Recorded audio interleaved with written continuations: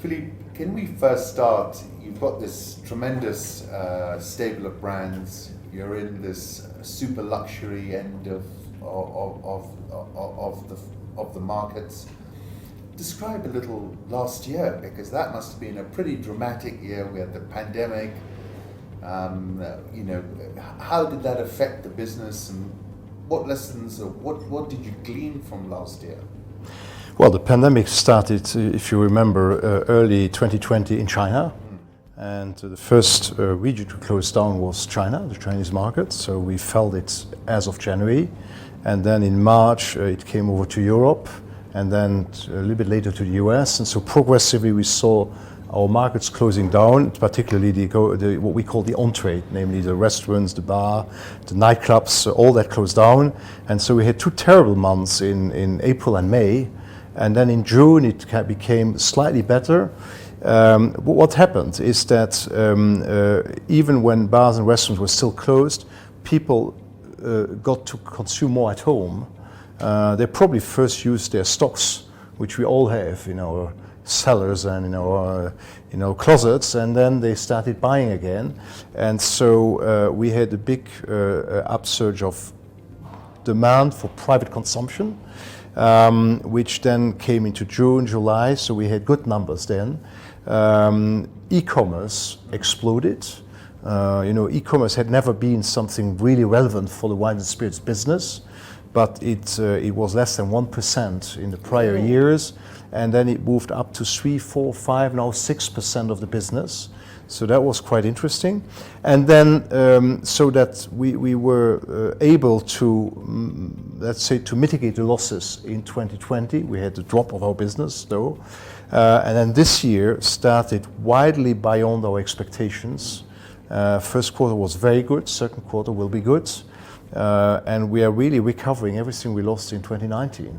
And what's happening this year is that progressively, of course, bars and restaurants are reopening. As they reopen, people who go there, they are consuming more than before, or at least at a higher price level than before. So there's a kind of revenge of luxury, the revenge of pleasure. So people go back, and we have seen it. I've heard it from all around the world. I mean, I heard it from Italy, from Australia, from Germany, from France. There's the Italian dealer who told me, well, prior people would come and say, what good red wine do you have for 20 euro? Now they say, what good red wine do you have for 40 euros? So and so we benefit, of course, more than anybody else from that, because our portfolio is more higher end than the portfolios of the other players in the market. And so we are right now, even though still many countries are have their restaurants and bar closed, airports are still not working as they were before, but we are still having a good business because of this phenomenon. You've made some really interesting points. Can I just touch on a few of them? You spoke about people going into bars now and spending 40 where they were spending 20 euros.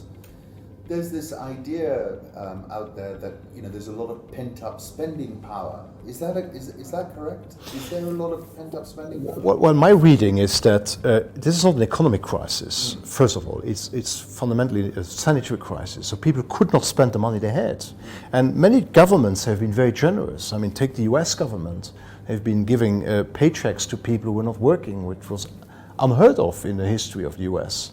And so people were still receiving money, but they could not spend it. And so yes, there is that pent-up demand. And then some people have been talking, and I've mentioned somewhere else, about the Roaring Twenties being back. Namely, the fact that it's almost like after a war. I mean, you come out of that and you say, oh, finally we are free again. We can again go to the street. We can sit on the terrace. Let's now spend. And last weekend in Paris, it was exactly like that. I mean, you went out. I mean, the terraces are 3 times the size they were before, because, of course, restaurants can still not serve food inside. So they brought all the tables to the outside, and there are streets where you can hardly drive anymore because they're filled with chairs and tables, and people are sitting on them and consuming. So it's quite amazing. And of course, I will not make any projections on that, but I would think it will still last for some time. So also you were talking about digitalization and saying that really you hadn't previously seen so much e-commerce. I think 1% That's a very small amount, Yeah. right? You know, when you look at what's been happening. But a very fast growth you're describing. Is it for a brand like yourself, which is really a top end, is the e-commerce experience different for the consumer, or is it fundamentally the same? No, it is of course a lessened experience. And when I talk about e-commerce, there are many forms. I mean, it can be, we follow the sales we would do, say, with a Tesco, Tesco.com or Carrefour.com, or we would look at the Chinese platforms like Taobao, or the specialists like Drizzly in the US, or Tanico in Italy, or Vente à la Propriété in France, or Millésima. So there are many different formats. I would say that the experience is, of course, a lesser experience than if you go in a very good liquor shop where somebody will advise you, maybe you will be even able to taste something. But still, I mean, given that these places are not open, or that you do not have this interaction as before, people found out that yes, you can order and you get a good service and you get delivered and the shipment is not that expensive. And so the people have realized that. I mean, I have been ordering wine on the internet for the first time. I didn't do it before. That's incredible.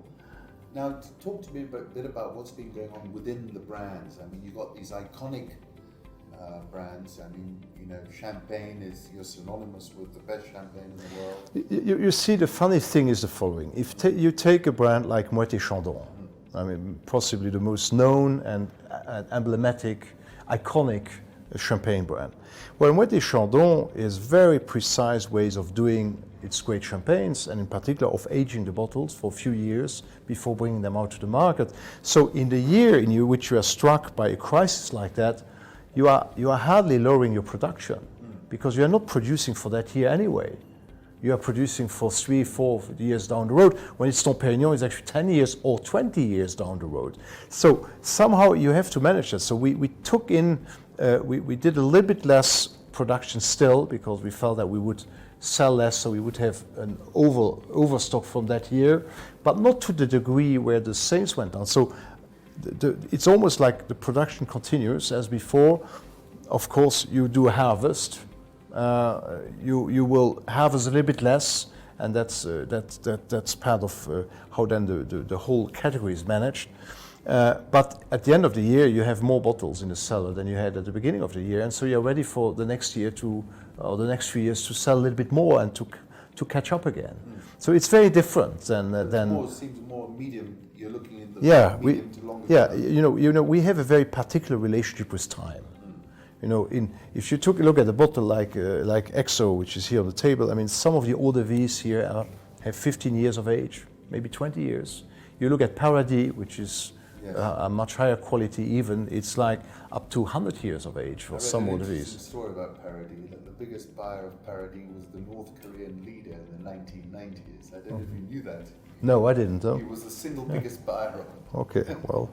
So today we put into our cellars eau de vies in oak casks, which will only be bottled in 50 years or 100 years. I will not be there anymore to witness it. But that's the relationship we have with time. So it's not about just quarterly results and cash flows, but it's about ensuring the longevity of the business for many, many generations. Do you feel pressure around quarterly results? I feel it not to a big degree. I mean a little bit, but not at all to the degree that others feel it. I mean, it's really more, I get more pressure about year-end results, and then I got pressure, of course, I feel the pressure about ensuring the sustainability in the long term of the business. Can I just go to your other flagships? So we've just spoken about cognac, we've spoken about champagne. You know, innovation is a big thing these days. Are you looking at innovation in terms of drinks, or have you got products coming on? Yes. We have constantly streams of innovation. You know, luxury is about this golden balance between modernity and tradition, between innovation and craftsmanship. So you have to constantly balance out. You constantly have to make sure you follow the craftsmanship. You are respectful of the traditions of those who created these brands, these maisons as we call them. And yet, if you forget about innovation, you may become a bit dusty. So that's why you bring in innovation as well. Look, Moët Chandon launched a few years ago Moët Ice, which was a champagne specially designed to be drunk with ice. And it came in this white bottle, very innovative. And so it was still a champagne made in the tradition of champagne with the best champagne grapes and with all the craftsmanship which you would expect. Yet it was very innovative product because it was addressing a new moment, a new way. You're on the terrace, it's super hot. You want to have a refreshing drink around champagne, and then you have Moët Ice. So that's an example. Another one is very recent. We have Moët Chandon and we have Chandon. Chandon is the child of Moët Chandon. It was created 60 years ago, and actually at that time one of the chairmen of Moët Chandon went out to the world to look for the best terroirs to create a sparkling wine as good as possible using champagne methods. So they went to Argentina, they went to Brazil, they went to California, to Australia, and then later on they went to China and India, and they created Chandon, and they made it the local sparkling wine. And so when you go to Argentina, in any liquor shop, you will find a vast, broad collection of Chandon sparkling wines. And our team in Chandon, they are very creative, all of them. And one of them, which is a team in Argentina, the Argentinians, they have a bit of this Italian-Spanish mix. They wanted to create a bitter champagne, sparkling wine. Sorry, it's not a champagne, but it's sparkling wine. So what they did is they took a brut and they created a liquor based on organic oranges, and just the 1 millimeter peel of the orange, which they macerate and cook and macerate in grape spirit. They cook it. They add herbs to that. There's a whole process. The result is a liquor which they add to the sparkling wine, and they add a little bit of Malbec red wine, and the result of all of that is something which is close to some of the spritzes you can find and which people are drinking, with a few differences. The basis is a very good wine, which actually was got the prize for the best Argentinian brut last year. Oh, wow. So that's your base wine. So it's a superior wine. Then the liquor you put in it is not overwhelming the wine, but it's adding this character of bitter orange liquor, but in a much more decent way than you would see with some other products in the market. And it does that without any colorings, artificial color and artificial flavors. It's completely natural, and it has half the sugar content of many of the other products. So that's innovation. So we brought it out to the market under the name Chandon Garden Spritz, but it's completely based on the savoir-faire of sparkling wine. Yes. And it has been developed by our enologists. Fantastic. So it's a very interesting product. So we launched it in Europe in a few markets a month ago. So it was made in Argentina. It was made in Argentina, to the European market. and it's now exported to European market. And we are selling in Europe a sparkling wine, which is under the name Spritz, which was invented by Austrians, Yes. inspired of the Italian Spritz, created in Argentina with French savoir-faire of champagne. Fantastic. So Isn't that a beautiful global is. product? Huh? Yeah. What a fantastic. And it's delicious. I look forward to trying that. Yes. Yes. So it must be. And you drink it with ice, of course, and then you get also the effect that it dilutes the alcohol. So you get a drink which has, after diluting with ice, you have a kind of 8% alcohol, more or less, depending on how much ice you put, which is so very refreshing and not too alcoholic. Voilà. Fantastic. Let me jump to get some flavor from you about the Chinese market. Mm-hmm. We've seen it really grow in importance in terms of consumption. The growth of the Chinese middle class. It's highly aspirational. What can you tell us about what you're seeing out of China and Asia? So there's China and there's Asia. Yes. It's separate? very different stories. Okay. There's China, there is Japan, Yes. there is Korea, there is Hong Kong, there is Singapore. They're all different. So if you talk specifically about China, first of all, in general, the luxury market has been doing extremely well in China because Chinese travelers not being able to travel to Europe or the US and shopping of luxury products being inherent part of traveling, they took their revenge by shopping at home. And so some of our sister brands on the fashion side have seen their sales in individual stores multiply by 3 or 4 or 5. I mean, it's been quite amazing. So, that's really the result of many years of seeding of this middle class, upper middle class developing in China, and growing and developing a growing sense of refinement, excellence, searching for the best in the world, and hence ending up with all these many European luxury brands. So that is on the fashion side, to some degree on the beauty side as well. On the wine and spirit side, it's a bit different because, contrary to the other categories, they have a very strong local product, Yes. which is baijiu, the local spirits based on grains or rice or things like that. The main brand being Moët. So they are really dominating the spirits market. And so if you look at what are the 4 or 5 biggest spirits brands in China, they are all local, indigenous brands. If you then move to imported brands, well, you have whiskeys and cognacs. And so for Hennessy, it's a very important market. It's a very it's a luxury market. It's a high-end market. So so we sell some of our most refined and aged cognacs we sell in China, more than anywhere else, and that is continuing to grow. So it's growing, it's developing, and we cannot yet see where the limit will be of that growth. So. But then we have, of course, wines as a category, and China is becoming much more slowly, though, a wine market, but it's really slow. It's not yet broadly in the market. So it's more red wine market than white wine or rosé market.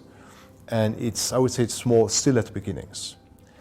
And then talking about champagne, we still have some work to do. There is a good market opportunity. There is not yet Yes. a market for champagne because the category has never existed before. And also the moment has to be created when you drink champagne. You know, cognac is being drunk typically during the dinner, like a baijiu, or in a cocktail after dinner, or in a nightclub or so on. But champagne, we are working on, and of course we are selling champagne in China, in Shanghai, in Beijing, in the big cities, but it's not by any means an important market yet, contrary to, for instance, Japan. Japan is a huge market for champagne. So Japanese have developed over the years the taste of champagne, and it's one of our best markets, especially for what we call les cuvées de prestige, for Dom Pérignon and Krug and Ruinart. It's a very good market. So you see, so there's still a lot of potential of development there, which we can work on.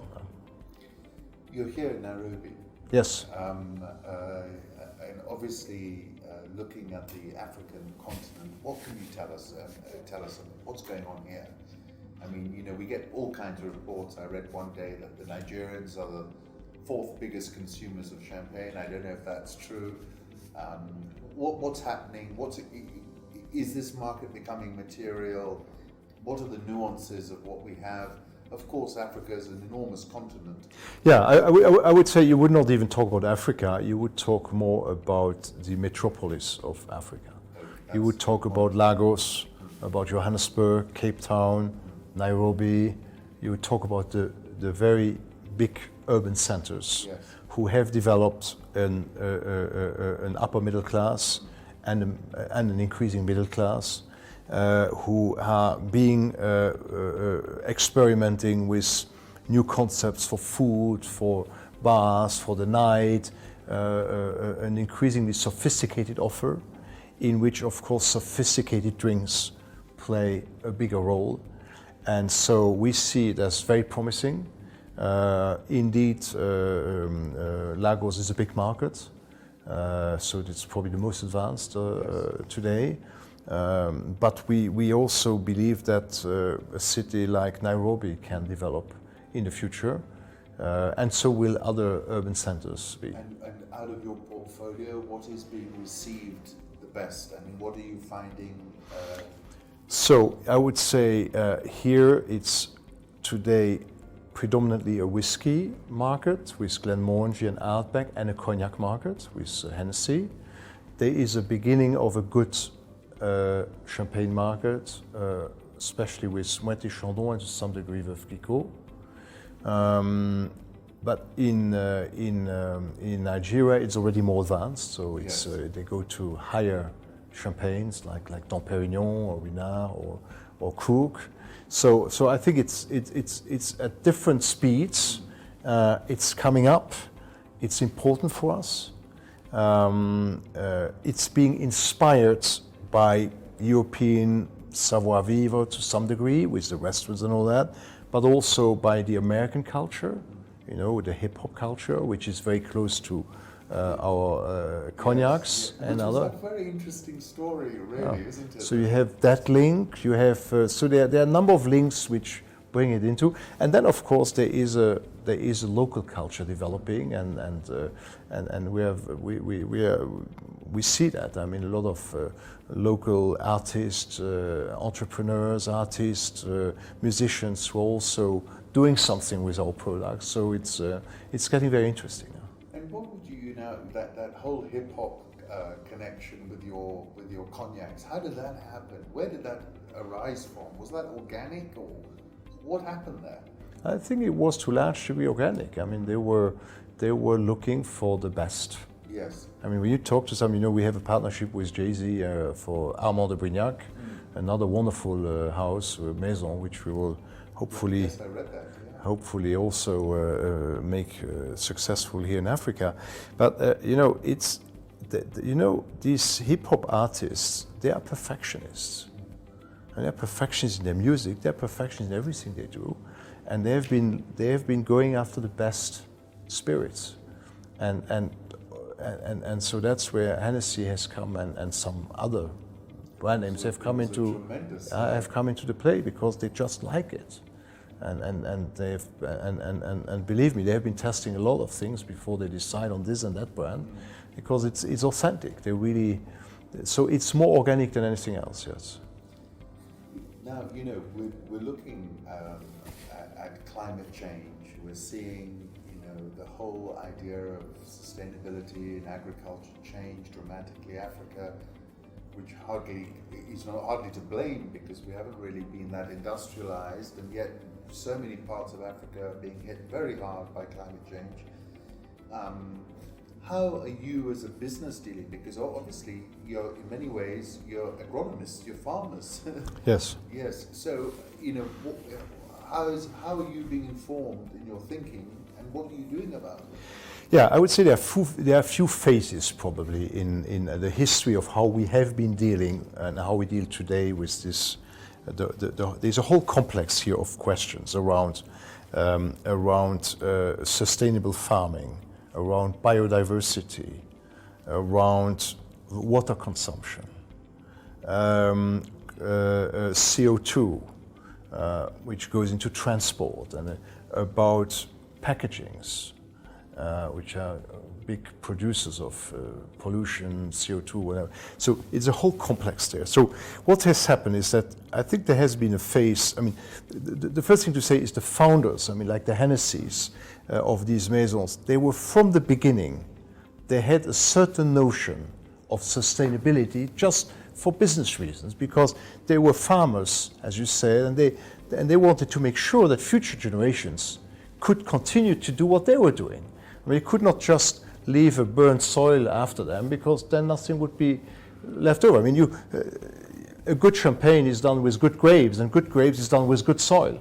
So if you ruin your soil, you are finished. So the nature of the business has been such that since the beginning, there's been a certain focus on sustainability. Then I would say in the last 20 years, there has been an acceleration in the sense of looking at certifications. So we went after all these certificates, sustainable viticulture and this and more higher certification. Certification were important because it was a way to be measured by an objective body and to tell you how good are you, how far have you gone. So that was what was done over that time. And then in the last 2 years, we kind of thought about how do we go much further than that. And so we created a platform which is called Living Soils, Living Together, in an internal platform which we partially communicate to the outside world about it, but it's mostly internal. And that addresses all these topics. So we have an action plan on water consumption, drip irrigation, things like that. We have an action plan on biodiversity. We started for the first time now to experiment with diversity corridors in the vineyards with Renard. So we've created corridors between areas of biodiversity and then through the vineyards into other areas so that we bring more biodiversity into the vineyard. We've been experimenting with beehives and things like that. So we are experimenting with one of our Rosé de Provence properties, Château du Galoupet, to make it an entirely organic and high biodiversity area. So a lot of experimentation is going on. We don't have all the solutions today to be really perfect, so we have to experiment. But experiment at a scale which is big enough that you can learn from it and then move ahead. And then we go beyond that because we live from the nature. We go into actions like, for instance, Hennessy went into reforestation actions where 50,000 hectares in the world, in different parts of the world, are being reforested by Hennessy. So why is Hennessy so interested in forest? Well, you know, cognac is a marriage of grape and oak. Without oak trees, there is no cognac, because cognac is a result of the aging. There's a lot of wood into the in the liquid, you know, if you want sweet agent, as there is with whiskey actually. So Hennessy has decided to put a focus on reforestation, and there's even in this 50,000 hectares, there's even a small part going to Kenya, which I just found out coming here. Yes. In Mount Kenya, there's a small area which is being replanted in the context of that program. It's only 400 hectares. It's not much, but we welcome that. But it's everything one can do is good, and we are going to continue that. So to summarize this is we come from a culture of protection of soils just out of sheer business interest. And we want to go further than we ever went because it's a continuation of the history of our DNA, and of course because the planet needs it from us. And companies like us have the means to do things, and so we should do them for ourselves, for our employees, for our children, for the rest of the planet. And so we do more and more, and we'll continue. It's been a real pleasure speaking with you today, Philippe. Thank you very much. Thank you for taking the time. My pleasure, thanks.